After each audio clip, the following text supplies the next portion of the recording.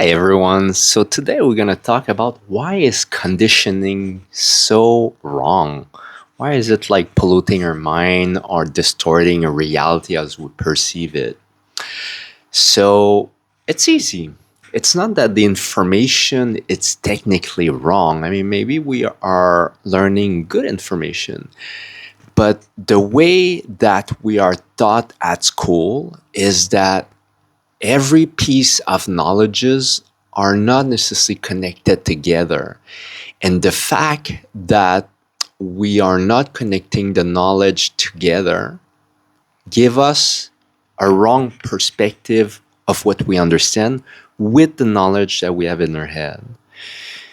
And I don't know if it make any sense for any one of you, but what happened to me when I went to my first retreat, I meditated, and I expressed that I cried for many hours for the first time, and something happened to me up in the mountain. And that was when I just turned 33. And I consider myself rational, logic, smart, and pragmatic. And I thought that I had a good grasp of how reality works. I graduated in economy and a master in environment, and I keep myself informed about the news, about the situation of the world. And I thought I figured it out, and I thought we were kind of messed up. I also studied a lot about conspiracy theory, and I know there's a lot of controversy because there's a lot of junk out there. But I felt that I did a good job in trying to learn from all angles the situation of the world. So from those, I never believed anything blindly, but at the same time, I never want to just understand what I was receiving either from my education or from the media. Even so, that from elementary all the way to high school, college, and university, I consider myself to be the one who always asks the most amount of questions to all my teacher. And because I was learning about the news, and I was say for example in university, I was learning about the news, what was happening, and it didn't match my understanding of what I was learning from my really qualified teacher. And I was able to ask question that was correlated to what I was learning, but also that was going outside of the theoretical path that they were sharing from us. So they were real study case from the news of what was happening in the world or in our economy right now. And based on their answer, it was really rare that I find a satisfying answer, meaning that they were really competent, and some of them were even famous economist teacher, able to write books about economic theory, about situation and parameter of stuff that happened in the past. So they were able to explain why the economy went wrong in the past, but they were unable to predict or explain why the economy was messed up in the present. And that's where I felt that even at the highest level, and I mean, I study a lot, but there's definitely a lot of people who studied more than me. And I asked questions not because I wanted to test them or because I was a smart ass, but really because I wanted to understand more than what the theoretical aspect of what he wanted to teach me. And I realized that most of them, to say at least 99% of them, even the smartest one, were usually unable to give me a satisfying answer about the current situation of our economy. And what I realized is that they understand, but it was all pyramidal knowledge. So just like me, they learn basic knowledge, whatever, basic concept, and they become more complex concept and hear specific knowledge, but they didn't understand the depth of it. And so what happened to me in my first retreat, where for some reason out of nowhere I cried for many hours. What I remember, when my consciousness got back to me and I was able to think and to remember what happened, and then just realize I'm crying. It's beautiful, it's daylight, I don't know, I'm not feeling sad, I'm not feeling anxious, I'm just amazed of what happened. And then my monkey mind starts figuring out, it's like, what just happened to me? And I'm like, and there was a gap, but the first thing that came to me, which I wrote in my journal back then, is that it felt like all the knowledge I had in my head collapsed. And as I was gaining back consciousness, everything puzzled itself back together, but differently than what it was before. So I feel this is like a 2 dimension visual of what I feel like experience, but it's obviously just a picture. And I feel it was something like my knowledge was pyramidal, connected only to the one before that. And after that, and this is in 2 dimension, but it's actually a 3 dimension sphere, meaning that every dot is connected to all the other dot at the same time. And in some ways, this is the closest I can come up to what I feel happened in my mind at that single moment. And it gave me an understanding and a perspective totally different than just a couple hours before, days before. And it's been difficult to express into words, but I think a lot of people, when I speak, have managed to grasp some essence of that.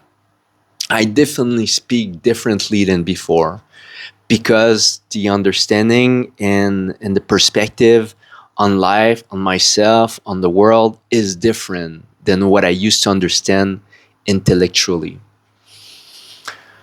And yeah, and it doesn't change. It didn't change only the way I perceive the world, the way I perceive the economic system, the politics.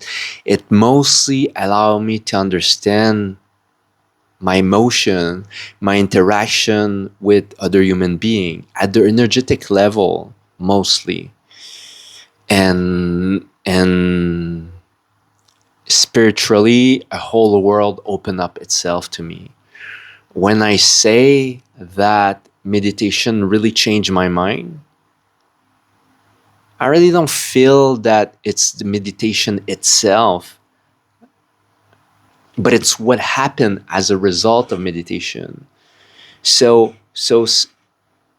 it's really derogative for people who are overweight, but I really feel that I had lost weight considerably because of meditation in my head.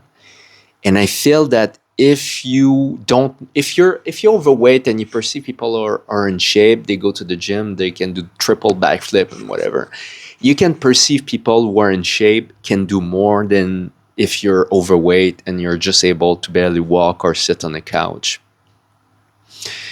And but I think it's really difficult because most of us don't perceive other people mental or psychological obesity. We value and worship people who are smart, people who are understand a lot, people who are driven.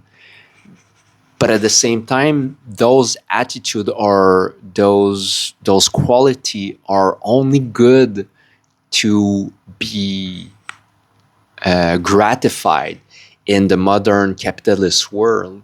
But it doesn't mean that they're not suffering, doesn't mean that they're not lost, doesn't mean that they're driven in constant. When we are like for me, there's two kind of people in the matrix world. They are people who are successful and people who are unsuccessful. People who are successful is that they put themselves a goal, either becoming rich, famous, whatever it is, or just having a family and everything. And then they are able to achieve their goal. And then they're happy for some time, usually just a couple days or week. And then the thirst for more arises. And then they feel lost until the next goal. And then it's a constant race toward from one goal to the other. And those are the successful people because they gain more followers, they gain more wealth, more promotion, more everything that the world is prizing, that the world is envying. And so everybody is looking up to them. And that's good if you feel happy. But this thirst is exhausting. And so there's only a few people who can manage to sustainably work in this way. And then on the backside, you have 90, if 99% of the people who are not successful, who have dream, but the dream always move away from them. So they're getting some work done, but never able to achieve their goal, to achieve their, because the race, like you have a lot, this is the wrong picture, but I think it's this one. It's this one. There's a lot of people on the bottom. Everybody want to be on the top. But for this, there's only one position here or a few positions at the top. And everybody's fighting and stepping on top of each other for them to be on top. And even at the top, there's no guarantee that you're going to stand up because it's just a matter of time before people come over and step on you and bring you back down. There's a lot of people, whatever they're athletes or influencers or famous actresses, and then they're just famous for some time. And rare are the people who manage to be successful throughout their whole career and then eventually end up down, down, down, down. And so that's why it's in my opinion, it's not the way. This is what capitalism and mainstream Western society want us. They just want us to chase something like a carrot unreachable to the donkey. And then we're racing, we're spending energy, spending money, resources to push the people on top. You need to be able for the people to be on top. They need a big base of poor people suffering. And the poor people, they need resources, nature. All the system only work because we are supporting the people above us. If there would be no poor people, no poor countries, then there would be no people at the top. We have to understand that we are creating this system by staying where we're at. And the only way for the people who are unsuccessful to get out of suffering and to stop what we don't like from society is not by preaching that the rich, the corporation, or the government will solve it. They're there for a reason. They're there because they want to. And they want us to stay on the bottom only for them to stay on top. The only way out is to stop or slow down our addiction to society, to the matrix, to consumption. It's not easy because then all the responsibility fall into us about our health, about our security, about our retirement, everything. Everything is created to be scared. And then the society say, we're going to take care of you. But at the same time, you have to take care of society. Pay your tax, pull your garbage out, respect the law, everything. I'm not saying that we should break the law. I'm not saying the law exists only as a byproduct of respecting each other. Every society that existed in the past before law were invented were able to coexist between others because of mutual respect. And when that respect was broken, then there was war, fight, etc.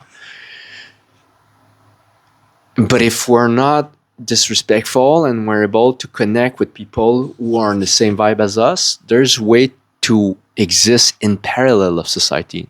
We cannot yet live in another planet, but we can live within society without being impacted so much with society, or remove ourselves totally and live in a mountain.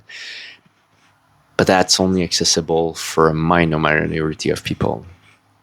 All right, where I'm going with this Where I'm going with this is the process of deconditioning that I've talked in previous video, the emptying of the mind. We have to remove those layers. We have to be able to be vulnerable, to stop being attached to what we want, what we need, what we think we are, and what we know.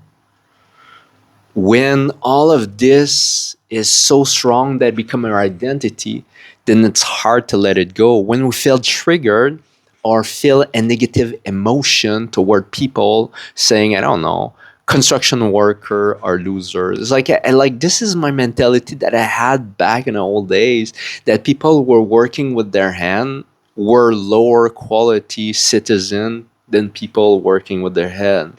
And now I'm a carpenter now, and I'm not good with my mentality totally changed. And it's not saying either that carpenter and manual people are better than the civil servant. It's just the process of disidentifying yourself with our label, meaning that we can work, we can have a family, we can have an education,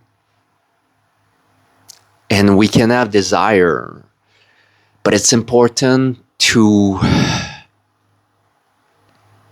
somehow dissociate our identity with all those labels.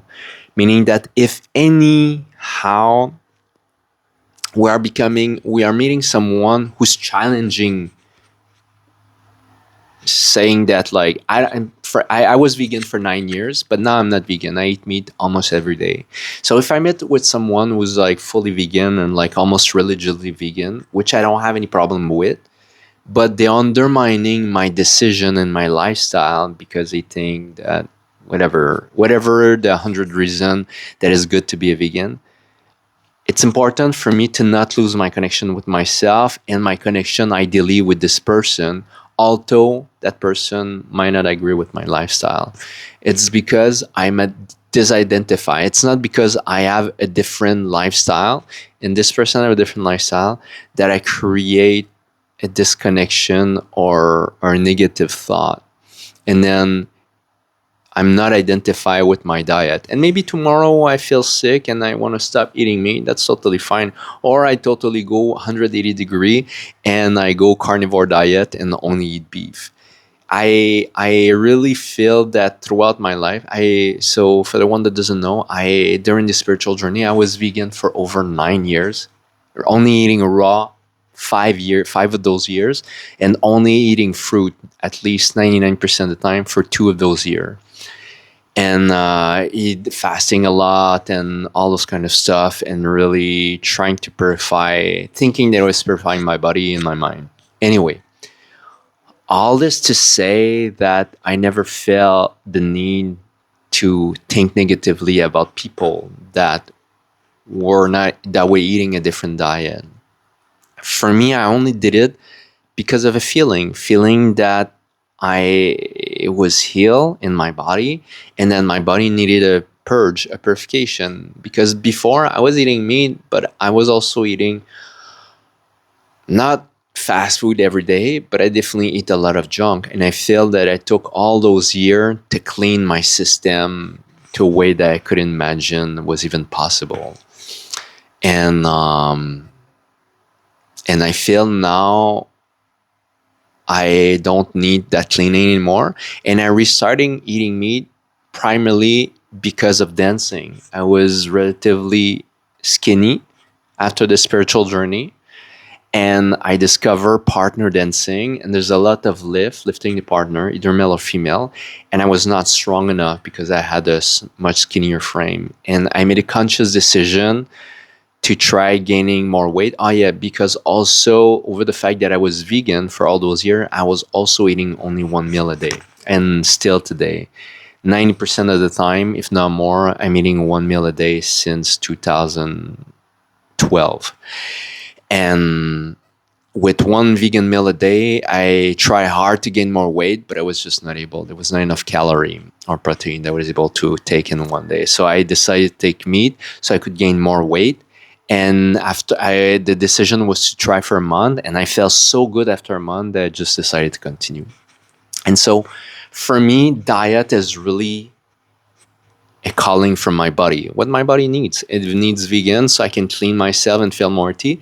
And then I need meat so I can feel stronger and be more healthy. So it was really not about conditioning or what other people were thinking of me. It was really because of my inner voice. Um, yeah. So I feel that I've been living in this way for the last 13 years now. We're into 2025, at the end 2025, and I feel that I'm trying my best to live daily how my body or how I feel. Like it's deeper than the body, and I want to call it intuition. It's too spiritual. Sometimes I'm arguing with my intuition or that inner voice, and I usually pay the consequence of it.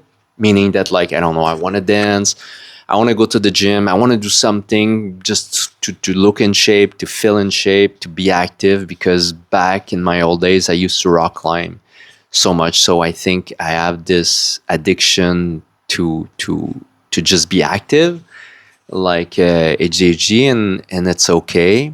But at the same time, many times I feel I shouldn't push, and I ignore it, and I push, and I always injure myself. Sometimes slightly, but many times little thing become big problem because I'm not able to pay attention and listen and respect my body. Could be digestively, it could be physically, it could be so many different ways. So I think the spiritual path is really about listening the other voice that exists outside of our monkey mind, and and this is coming from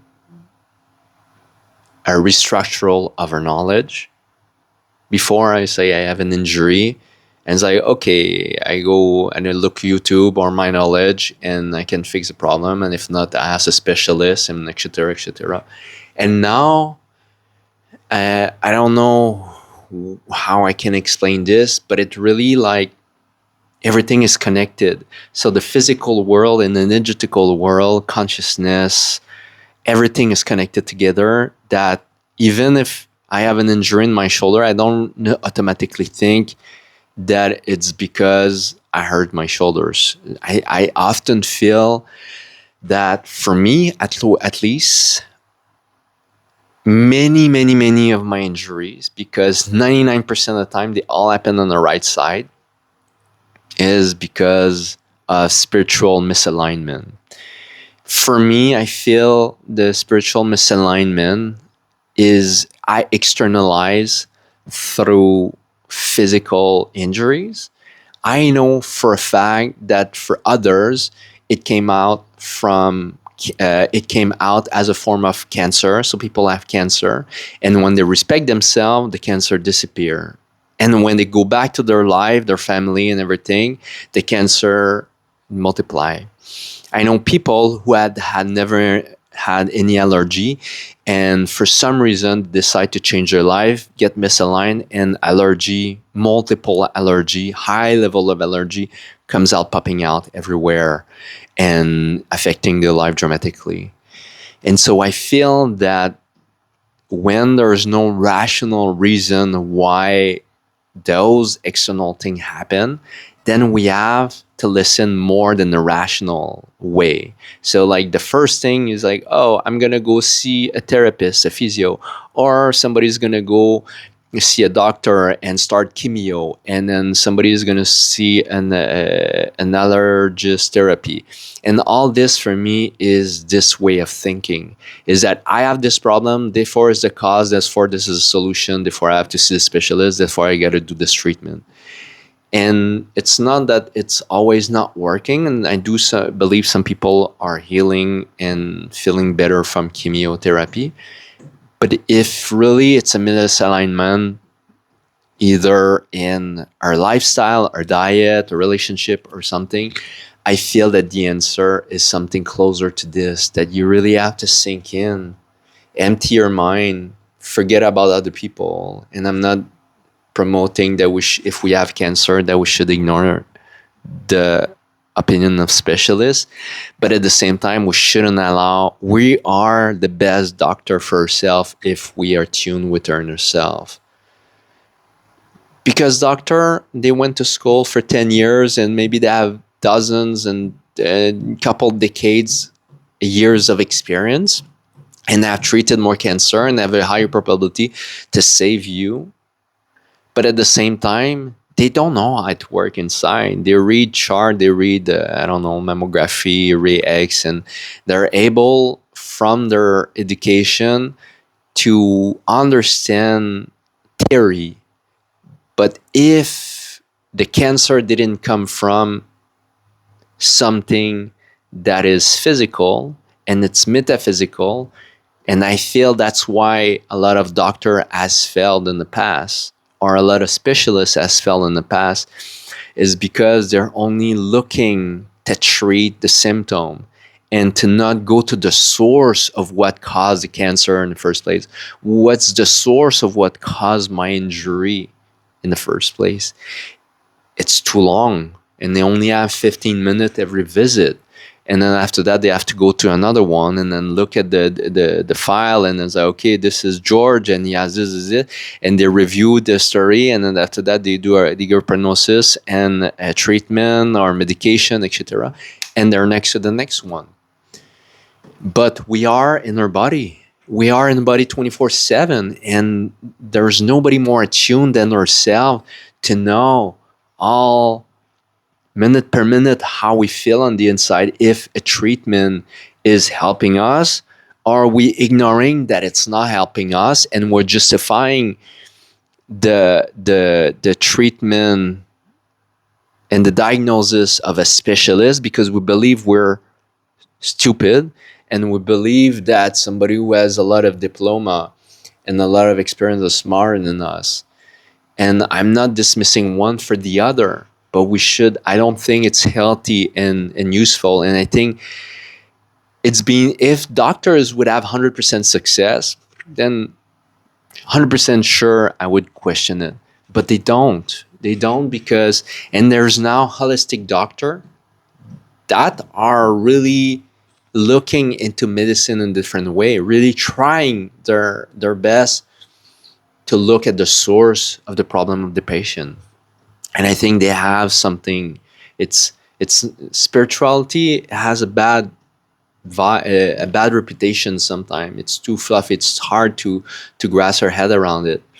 And even if we move the spiritual concept from the vocabulary, we can know that even if we don't want to label it as something spiritual, that there's something more than the physical realm. And if this makes us feel safer to approach the subject, then we should, because if rationality and knowledge would help us, then go for it. But if it's not helping you, and that's what happened with all my injury, I spend all my saving in trying to fix myself with the help of rational thinking, and I just wasted all my saving. We're talking about tens and tens of thousands of US dollar, and it helped a little bit, but it's not until I moved things drastically in my life that created a 180 shift, and everything fell into places.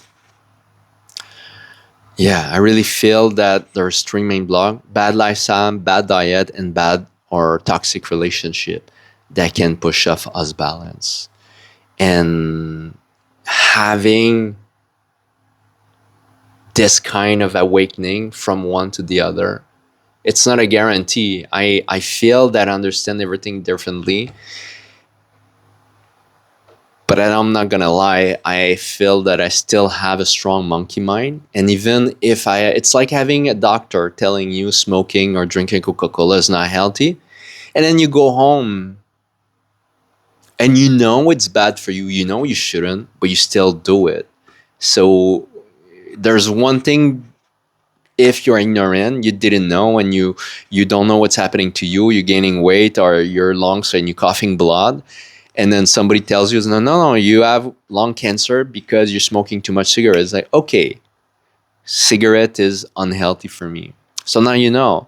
But then you go back home and then it's like, oh, you're craving cigarette or whatever is unhealthy for you. So I still have this monkey mind, meaning that I have my inner wise doctor that is there. I have this now, but I still have a strong monkey mind that argues. So I'm not ignorant as before, but I'm still have, even if I feel I'm a lot wiser and smarter in a way that I was not smart before, I it's not a mistake free life, unfortunately. And I think what makes the difference is the amount of conditioning I keep putting into my head. For a long time, for 20 years, I shared in videos that I didn't use any phone. I was keeping myself away from the internet. I was using the internet, but I had email until like 2020. It was the only tools I was using, and sometimes Messenger. But I was using the computer at the library. And only in 2021 or late 2021, I bought my first phone. And it still took like a year or two for me to start getting addicted, but then eventually now I'm addicted like anyone else. And I feel this new addiction of putting huge amount of information into my brain is the same thing that if I put a lot of data into my phone or into my computer, either picture, videos, or files, when there's too much in your computer, then it slows down the processing power. It slows down the efficiency of the whole system. And I feel this is the same. I feel that I need to stay in check with what I'm putting into my head. That, okay, removing the bad information and replacing by the good information. I can choose with the algorithm to receive only good stuff. But now, too much good stuff still slow me down into thinking, into being more attuned with my more spiritual choice or more attuned choice. And I feel often off balance, even if I feel that I'm wiser. I'm not able to take the right decision, even if I know, like, say, for example, I'm scrolling and say, stop. I'm like, my eyes are itching, my wrist is hurting, my neck, my back is in pain, and I'm still scrolling way past the little comfort zone, way past my need, way past what I want to allow myself to consume. And because I'm addicted. And it's probably the same as you, probably the same as everyone. It became so common for everyone to be addicted to their phone or to their gadget. It's not rare now that people are spending 6, 8, 10, 12 hours on the gadget per day. It's so unhealthy. And yeah, I feel slower in many ways in taking the right decision, thinking, talking in an articulated way.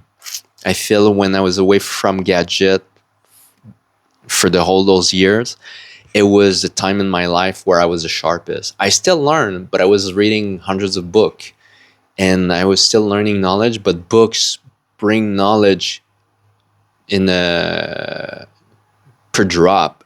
And so you can absorb more. It's not fast food. It's like you choose intentionally to read a book, and if it's not good within a couple pages, you just discard it.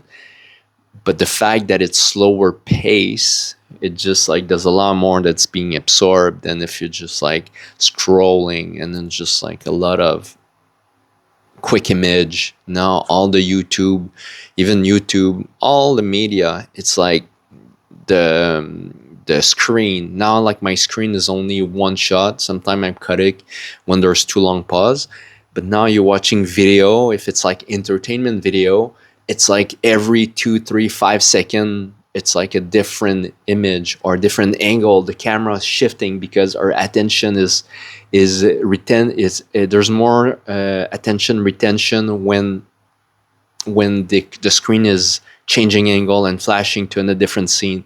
And this is because we're all have ADHD now. We all have low attention. We need to be entertained. We need to be extremely stimulated. If not, we just keep passing by.